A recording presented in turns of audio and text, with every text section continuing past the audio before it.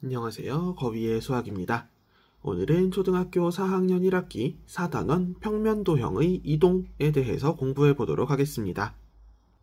4학년 1학기 4단원 평면도형의 이동 단원에 대해서 공부하기 전에 3학년 1학기 2단원 평면도형에 대한 공부가 되어 있으면 조금 더 수월할 수 있음을 먼저 말씀드립니다.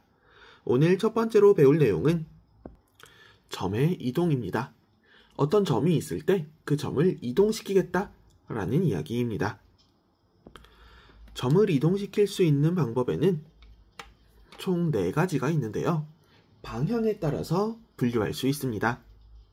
어떤 점을 왼쪽으로 이동시킬 수도 있고, 오른쪽으로 이동시킬 수도 있고, 위쪽으로 이동시킬 수도 있고, 아래쪽으로 이동시킬 수도 있겠죠.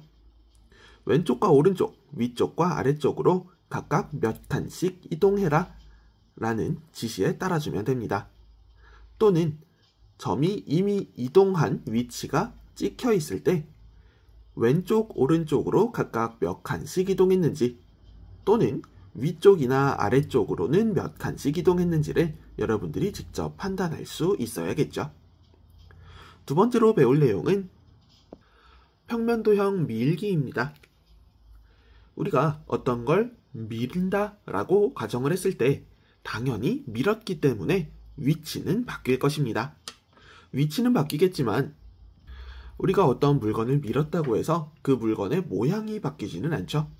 평면도형 밀기도 마찬가지입니다. 평면도형을 밀었을 때에도 어느 방향으로 밀어도 모양은 변하지 않고 위치만 바뀝니다. 미는 방향은 역시 점의 이동 방향과 똑같습니다. 왼쪽으로 밀 수도 있고 오른쪽으로 밀 수도 있고 위쪽으로 밀 수도 있고 아래쪽으로 밀 수도 있겠죠.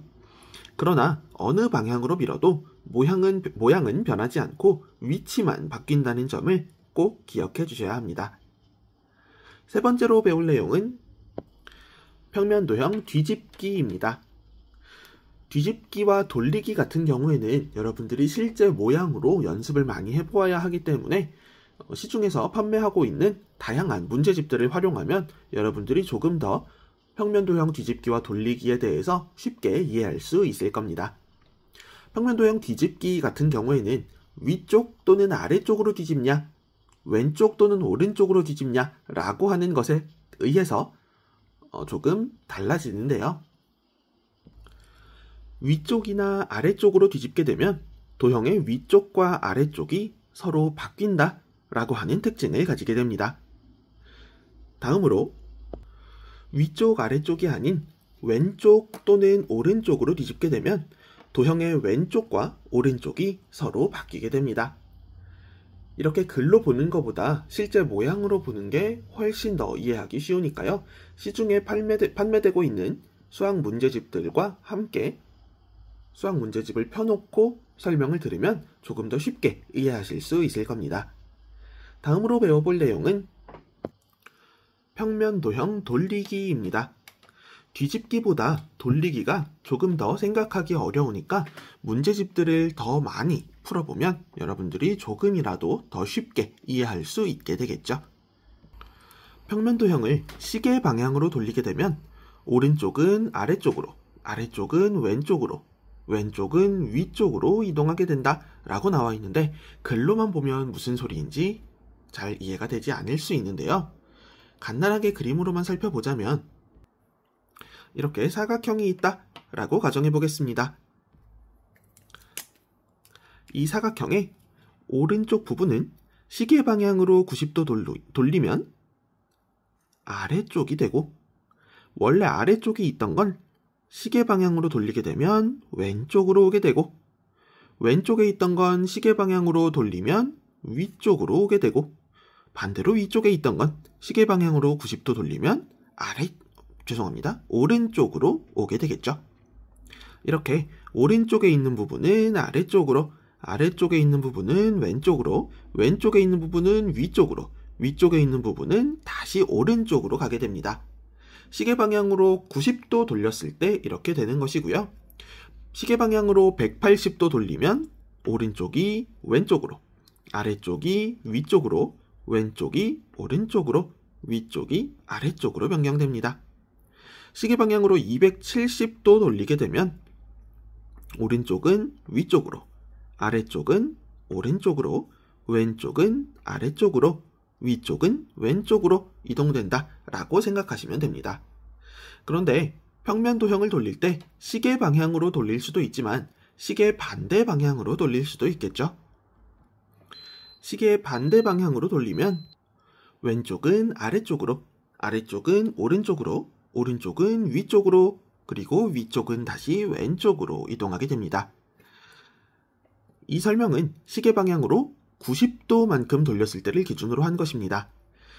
시계 반대 방향으로 90도 돌렸을 때를 기준으로 한 것이고요.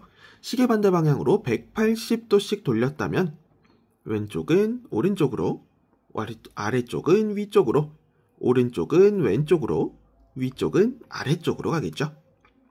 또 시계 반대 방향으로 270도만큼 돌리면 왼쪽은 위쪽으로, 아래쪽은 왼쪽으로, 오른쪽은 아래쪽으로, 위쪽은 오른쪽으로 가게 되겠죠.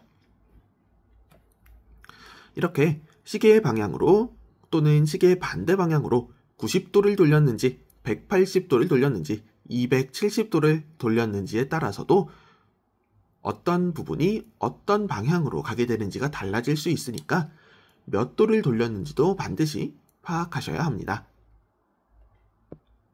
또한 시계 방향으로 돌리던 반시계 방향, 즉 시계 반대 방향으로 돌리던 360도만큼을 돌리면 그냥 한 바퀴 돌린 거기 때문에 모양은 변하지 않는다 라고 생각해 줄 수 있습니다.